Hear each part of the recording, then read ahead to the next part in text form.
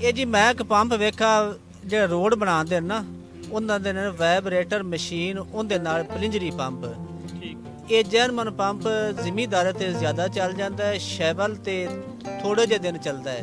ਇਹਨਾਂ ਨੂੰ 9-10 ਹਜ਼ਾਰ ਰੁਪਏ ਦਾ ਆਉਂਦਾ ਹੈ, 20 ਦੇ ਮਹੀਨੇ ਦੇ ਵਿੱਚ ਇਹ ਤਿਆਰ ਮੁੜ ਖਤਮ ਹੋ ਜਾਂਦਾ ਹੈ, ਇਹਨਾਂ ਨੂੰ ਫਿਰ ਦੁਬਾਰਾ ਪਾਣਾ ਪੈਂਦਾ ਹੈ।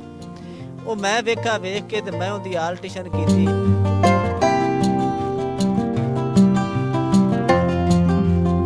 जी अस्सलाम वालेकुम सारे दोस्तों असी इस टाइम मौजूद हाँ अड्डा चबियाणा और अड्डा चबियाणा है बहावल नगर ਦੇ ਵਿੱਚ मौजूद और बहावल नगर दसते जाइए कि है पाकिस्तानी पंजाब ਦੇ ਵਿੱਚ।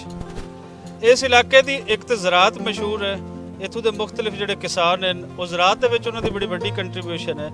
ਲੇਕਿਨ ਦੂਸਰੇ ਨੰਬਰ ਤੇ ਇੱਥੇ ਨਿਤ ਨਵੀਆਂ ਐਸੀਆਂ ਕੋਈ ਜੁਗਾੜਾਂ ਵੀ ਸਾਡੇ ਸਾਹਮਣੇ ਆਉਂਦੀਆਂ ਹਨ ਜਿਹੜੀਆਂ ਯਕੀਨਨ ਹੈਰਾਨ ਕੁਨ ਹਨ। ਇਸ ਟਾਈਮ ਇੱਕ ਐਸੀ ਹੀ ਜੁਗਾੜ ਇੱਥੋਂ ਦੇ ਜਿਹੜੇ ਮਿਸਤਰੀ ਹਨ ਜਿਨ੍ਹਾਂ ਨੂੰ ਉਰਫੇ ਆਮ ਤੁਸੀਂ ਇੰਜੀਨੀਅਰ ਕਹਿੰਦੇ ਹੋ ਉਹ ਸਾਡੇ ਸਾਹਮਣੇ ਲੈ ਕੇ ਆਏ ਹਨ ਔਰ ਉਹ ਜੁਗਾੜ ਕੀ ਹੈ ਇਹ ਅਸੀਂ ਉਹਨਾਂ ਦੀ ਜ਼ਬਾਨੀ ਹੀ ਤੁਹਾਡੇ ਤੋਂ ਜਾਣਦੇ ਹਾਂ। ਇਹ ਟਰੈਕਟਰ ਤੇ ਜਿਹੜੀ ਇਹਨਾਂ ਦੀ ਜੁਗਾੜ ਇਹਨਾਂ ਨੇ ਆਪਣੇ ਤੌਰ ਤੇ ਕਾਮਯਾਬ ਜੁਗਾੜ ਇਹਨਾਂ ਨੇ ਬਣਾਈ ਹੈ ਉਹਦੇ ਬਾਰੇ ਪੁੱਛਣੇ ਆ ਸਾਡੇ ਨਾਲ। ਇੱਥੋਂ ਇਲਾਕੇ ਦੇ ਜ਼ਿਮੀਦਾਰ ਹਨ, ਵੱਡੇ ਜ਼ਿਮੀਦਾਰ ਹਨ ਹਾਜੀ ਫਿਆਜ਼ ਅਹਿਮਦ ਸਾਹਿਬ। ਪਹਿਲੇ ਅਸੀਂ ਗੱਲ ਕਰਨੇ ਹਾਜੀ ਫਿਆਜ਼ ਅਹਿਮਦ ਸਾਹਿਬ ਨਾਲ, ਫਿਰ ਅਸੀਂ ਤੁਹਾਡੇ ਨਾਲ ਉਸ ਜਿਹੜੇ ਇੰਜੀਨੀਅਰ ਹਨ ਮਿਸਤਰੀ ਸਾਹਿਬ ਹਨ ਉਹਨਾਂ ਦੀ ਵੀ ਤੁਹਾਡੇ ਅਸੀਂ ਗੱਲ ਕਰਾਵਾਂਗੇ। ਜੀ ਫਿਆਜ਼ ਸਾਹਿਬ ਕੀ ਹੋਇਆ ਜਿਹੜਾ ਕਿ ਅੱਜ ਸਾਨੂੰ ਵੀ ਇੱਥੇ ਆਉਣ ਤੇ ਮਜਬੂਰ ਹੋਏ ਕਿ ਉਸ ਚੀਜ਼ ਨੂੰ ਅਸੀਂ ਦੁਨੀਆ ਨੂੰ ਦਿਖਾਈਏ ਕਿ ਜਿਹੜਾ ਇੱਕ ਬੜਾ ਕਾਮਯਾਬ ਤਜਰਬਾ ਆਪਣੇ ਤੌਰ ਤੇ ਹੋਇਆ ਹੈ। ਇਹ ਕਿਸ ਤਰ੍ਹਾਂ ਟਰੈਕਟਰ ਤੁਸੀਂ ਚਲਾਉਂਦੇ ਹੋ, ਕੀ ਹੋਇਆ ਇਹ ਦੱਸੋ।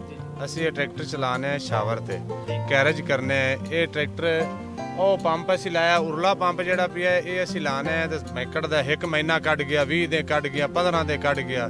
ਇਹ ਅਲਿਆਸ ਹੈ, ਚਾਚਾ ਸ਼ਫੀਕ ਮਹਾਰ ਹੈ, ਉਹ ਮਿਸਤਰੀ ਹੈ। ਅਲਿਆਸ ਇਹਦੀ ਖਰਾਦ ਹੈ ਨਾਲ ਮੀਆਂ ਮਿਸਤਰੀ ਚਾਚਾ ਸ਼ਫੀਕ ਦਾ ਭਾਈ ਹੈ।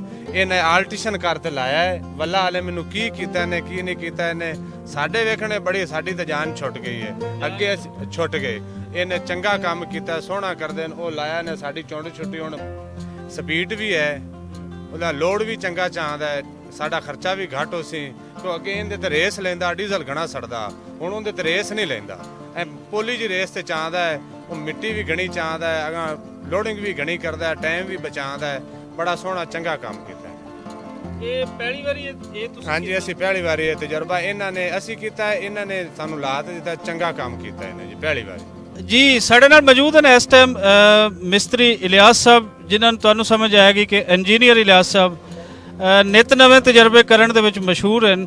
ਤੇ ਇਹ ਅਸੀਂ ਪੁੱਛਦੇ ਹਾਂ ਕਿ ਇਹ ਜਿਹੜਾ ਸ਼ਾਵਲ ਦਾ ਉਹਨਾਂ ਨੇ ਇੱਕ ਨਵਾਂ ਤਜਰਬਾ ਕੀਤਾ ਹੈ ਜਿਹੜੀ ਹਾਜੀ ਸਾਹਿਬ ਦੀ ਦੱਸ ਰਹੇ ਨੇ ਕਿ ਸਾਡੀ ਹਮੇਸ਼ਾ ਵਾਸਤੇ ਰੋਜ਼ ਦੇ ਖਰਚੇ ਤੋਂ ਜਾਨ ਛੁੱਟੀ, ਇਹ ਕਿਵੇਂ ਇਹਨਾਂ ਦੇ ਜ਼ਿਹਨ ਦੇ ਵਿੱਚ ਆਇਆ ਤੇ ਕੀ ਕੀਤਾ ਇਹ ਕੋਈ ਸਾਨੂੰ ਤਫਸੀਲ ਦੱਸੋ। ਮੈਂ ਇੱਕ ਪੰਪ ਵੇਖਾ ਜਿਹੜਾ ਰੋਡ ਬਣਾਉਂਦੇ ਨੇ ਨਾ ਉਹਨਾਂ ਦੇ ਨਾਲ ਵਾਈਬ੍ਰੇਟਰ ਮਸ਼ੀਨ ਉਹਦੇ ਨਾਲ ਪਲਿੰਜਰੀ ਪੰਪ ਇਹ ਜਰਮਨ ਪੰਪ ਜ਼ਿਮੀਦਾਰ ਤੇ ਜ਼ਿਆਦਾ ਚੱਲ ਜਾਂਦਾ ਹੈ, ਸ਼ੈਵਲ ਤੇ ਥੋੜੇ ਜਿਹੇ ਦਿਨ ਚੱਲਦਾ ਹੈ। ਇਹਨਾਂ ਨੂੰ 9-10 ਹਜ਼ਾਰ ਰੁਪਏ ਦਾ ਆਉਂਦਾ ਹੈ, 20 ਦੇ ਮਹੀਨੇ ਦੇ ਵਿੱਚ ਇਹ ਤਿਆਰ ਮੁੜ ਖਤਮ ਹੋ ਜਾਂਦਾ ਹੈ, ਇਹਨਾਂ ਨੂੰ ਫਿਰ ਦੁਬਾਰਾ ਪਾਣਾ ਪੈਂਦਾ ਹੈ।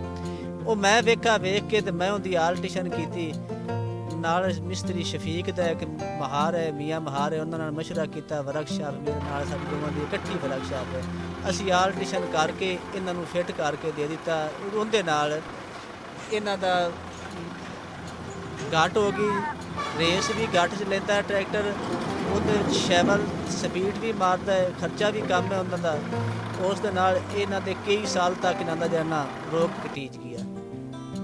ਤੇ ਇਹ ਕਿੰਨਾ ਅਰਸਾ ਲੱਗਾ ਤੇ ਤੁਹਾਡੇ ਜ਼ਿਹਨ ਦੇ ਵਿੱਚ ਇਹ ਤੁਸੀਂ ਉਸ ਮਸ਼ੀਨ ਦੀ ਗੱਲ ਕਰ ਰਹੇ ਹੋ ਜਿਹੜੀ ਬਜਰੀ ਹੇਠਾਂ ਕੁੱਟਦੀ ਹੈ, ਉਹਨੂੰ ਤੁਸੀਂ ਟਰੈਕਟਰ ਵਿੱਚ ਫਿੱਟ ਕੀਤਾ? ਹਾਂ ਉਹਦਾ ਪੰਪ ਕੀਤਾ ਟਰੈਕਟਰ ਦੇ ਵਿੱਚ, ਪਲਿੰਜਰੀ ਪੰਪ, ਹਾਈਡ੍ਰੋਲਿਕ ਪੰਪ।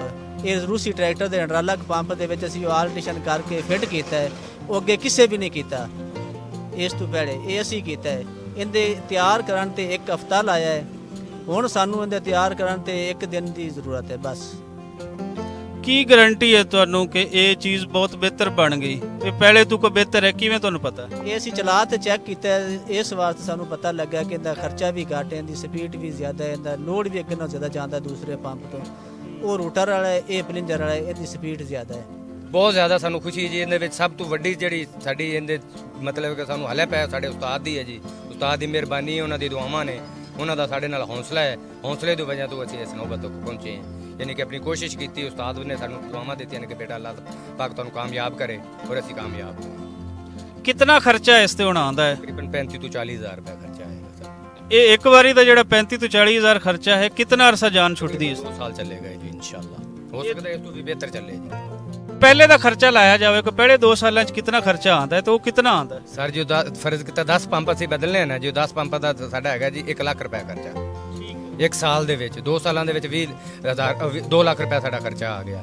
ਇਹ ਸਾਡਾ ਤਕਰੀਬਨ 30 ਤੋਂ 35 ਹਜ਼ਾਰ ਨਾਲ ਸਰੇਗਾ ਜੀ 2 ਸਾਲਾਂ 'ਚ। ਇਹਦੇ ਵਿੱਚ ਟਰੈਕਟਰ ਦਾ ਖਰਚਾ ਵੀ ਬਚ ਜਾਂਦਾ ਹੈ, ਡੀਜ਼ਲ ਦਾ? ਡੀਜ਼ਲ ਦਾ ਖਰਚਾ ਵੀ ਘਟੇਗਾ, ਫਿਰ ਸਪੀਡ ਵੀ ਵਧੇਗੀ, ਯਾਨੀ ਕਿ ਕੰਮ ਜਿੱਤੇਗੇ ਇਹਨਾਂ ਨੇ 2 ਚੱਕਰ ਲਾਣੇ ਨੇ ਉੱਥੇ 3 ਲਾਣਗੇ ਜੀ ਇਨਸ਼ਾਅੱਲਾ। ਜੀ ਦੋਸਤੋ, ਇਹ ਹੈ ਇਹਨਾਂ ਲੋਕਾਂ ਦੀ ਮਿਹਨਤ, ਔਰ ਇਹ ਮਿਹਨਤ ਤੁਹਾਡੇ ਸਾਹਮਣੇ ਲਿਆਉਣ ਲਈ ਅਸੀਂ ਇੱਥੇ ਖੜੇ ਹਾਂ। ਇਸ ਤਰੀਕੇ ਦੀਆਂ ਹੋਰ ਸਟੋਰੀਜ਼ ਵੀ ਅਸੀਂ ਤੁਹਾਡੇ ਸਾਹਮਣੇ ਲਿਆਂਦੇ ਰਵਾਂਗੇ, ਜਿੰਦੇ ਵਿੱਚ ਇਨਸਾਨੀ ਅਜ਼ਮਤ ਲੁਕੀ ਹੋਈ ਹੈ।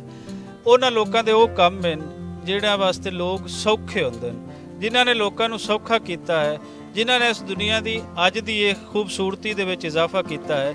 ਇਹਨਾਂ ਸਾਰੇ ਦੋਸਤਾਂ ਨੂੰ ਸਾਡਾ ਸਲਾਮ ਹੈ, ਔਰ ਅਸੀਂ ਇਹਨਾਂ ਤੋਂ ਅੱਗੇ ਵੀ ਇਹ ਦਰਖਾਸਤ ਕਰਾਂਗੇ ਕਿ ਇਸ ਤਰ੍ਹਾਂ ਦੇ ਉਹ ਤਜਰਬੇ ਤੁਸੀਂ ਲਾਜ਼ਮੀ ਕਰੋ, ਜਿੰਦੇ ਵਿੱਚ ਇੱਥੋਂ ਦੇ ਲੋਕਾਂ ਦਾ, ਇੱਥੋਂ ਦੇ ਕਿਸਾਨਾਂ ਦਾ, ਇੱਥੋਂ ਦੀ ਜ਼ਰਾਅਤ ਦਾ ਭਲਾ ਹੋਵੇ। ਕਿਉਂਕਿ ਅਗਰ ਤੁਸੀਂ ਇਹ ਤਜਰਬੇ ਕਰੋਗੇ ਤੇ ਇੱਥੋਂ ਦਾ ਬੰਦਾ ਹੋਰ ਸੌਖਾ ਹੋ ਜਾਂਦਾਗਾ। ਔਰ ਸੁਖਿਆਈ ਹੀ ਰੱਬ ਨੂੰ ਮਨਜ਼ੂਰ ਹੈ। ਰੱਬ ਨੇ ਜਿਹੜਾ ਬੰਦੇ ਨੂੰ ਬਣਾਇਆ ਹੈ, ਇਹ ਅਕਲ ਤੇ ਸ਼ਊਰ ਦਿੱਤਾ ਹੈ, ਇਹ ਇਸੇ ਲਈ ਦਿੱਤਾ ਹੈ ਕਿ ਉਹ ਵਰਤੇ ਔਰ ਲੋਕਾਂ ਵਾਸਤੇ ਸੁਖਿਆਈ ਪੈਦਾ ਕਰੇ।